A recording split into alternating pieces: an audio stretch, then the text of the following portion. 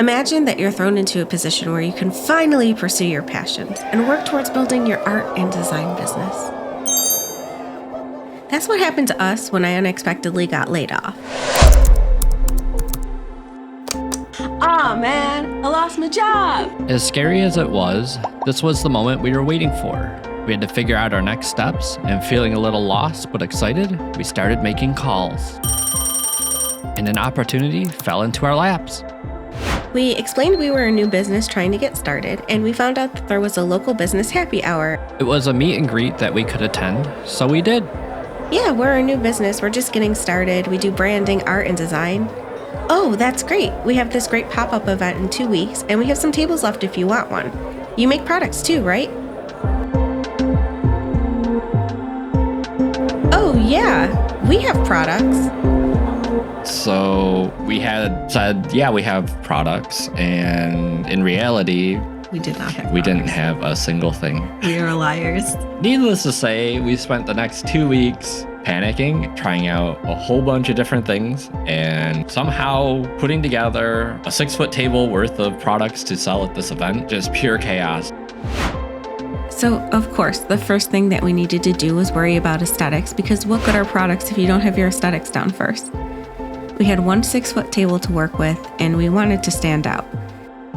We headed to a few stores to grab some containers, crates, and some decorative things, and other items we thought we would need for the pop-up, and got to work.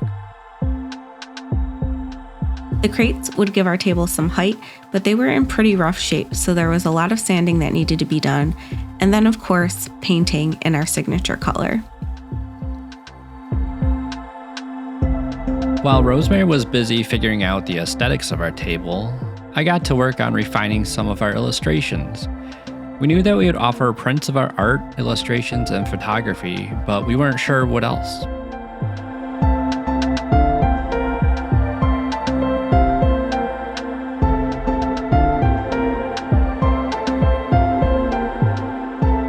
As the table started to come together, we turned our attention to figuring out what products to offer.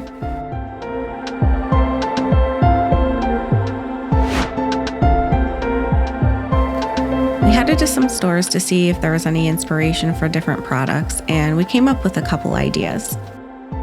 We thought that stickers would be a great idea with our cute character illustrations, and then we could also do some holiday cards. And we have an amazing printer, but for some reason, the paper that we were using just would not work. The colors looked dull, they lacked the detail that we wanted, and test print after test print, things were not working, and we started to panic. We decided to turn to a manufacturer that we've had good luck with in the past for other items, and we ordered some stickers and some cards from them. While we waited for our order to arrive, we shifted our focus back to the table. We got a vendor cloth that is open in the back for you to store your inventory under the table and access it easily. We wanted to look professional, so we pulled out the steamer to make sure we didn't have any wrinkles. We thought the worst of our problems was going to be the time crunch, but we were wrong. When our stickers and greeting cards finally arrived, we were extremely disappointed. The stickers all printed with streaks through them, and the quality was not what we were used to from this manufacturer. There was no way we could sell these. We reached out and they expedited a replacement, which we were thankful for. We thought this was a fluke, and surely the next batch would be fine. And we hoped that they would get here by the deadline. Nope, they arrived on time, but here Rose is opening the second set. The camera didn't really pick it up here, but these were worse than the first batch. Luckily, 2 designs were better, and we would have those at the show, but we were down 3 designs because of this issue. Needless to say, we've researched and found a different manufacturer to work with after this. With nothing seeming to go our way, the sleepless nights crept in, and we were running out of time. We needed to think of more products, but what? Then it hit me, beach glass. I thought back on when we first started Tealfish Studio and how much we loved collecting beach glass. At the time, we thought it would be for making jewelry. We had so many beautiful pieces, but jewelry making never really excited us. But art, that we can do. With that, we were off. Beach glass cards, beach glass ornaments. It was about this time that our house threw up, and the artist flow was in full effect. Paint and materials covered every surface in the house. It was go time. We were working on the floors or any surface we could find in the house to put our pieces together.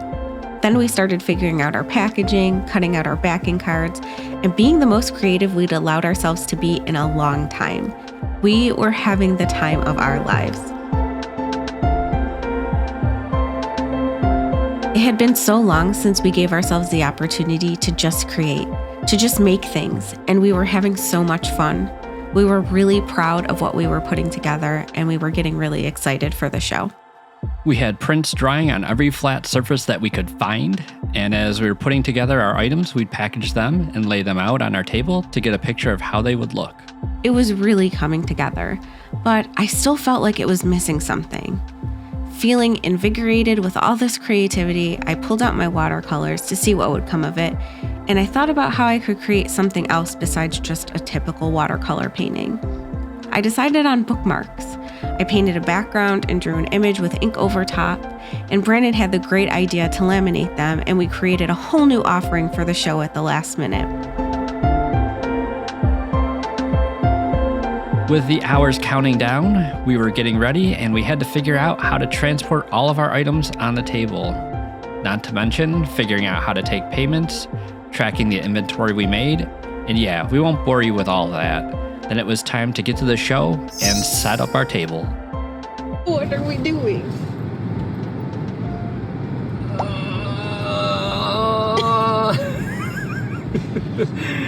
Trying to not be late, but we're already late, and we're trying to do a show, and this is going great. Going great. We were supposed to leave like over a half hour ago. We should already be setting up right now. I'm overwhelmed. I don't know how this is gonna go. This could be a disaster. We had no idea what to expect. We tried to take a little bit of video during the event, but it ended up getting really busy. The turnout was more than we had anticipated, and the feedback we got from people was so wonderful. We did it. We were so happy and fulfilled, and we were so glad we participated. This event was a turning point for us, and it opened up a whole new world.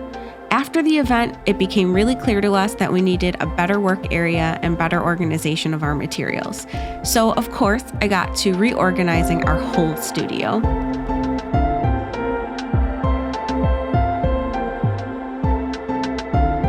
In the aftermath, we had deeper discussions about what we wanted to do next and where we wanted to see things go. And just as quickly, we were off to the next adventure, opening up our own online shop. In the months that followed, we were busy putting together a work area, a shipping station, and the final touches on our shop, which just had its grand opening this week. It's been so incredibly rewarding to make this change and get back to our roots of being makers, thinkers, and creators. If you want a more in-depth discussion about our experience, give a listen to the last episode of the Unbounded Artistry podcast, where we talk through our whole journey. Thank you for watching, and just remember, you don't need water to make waves.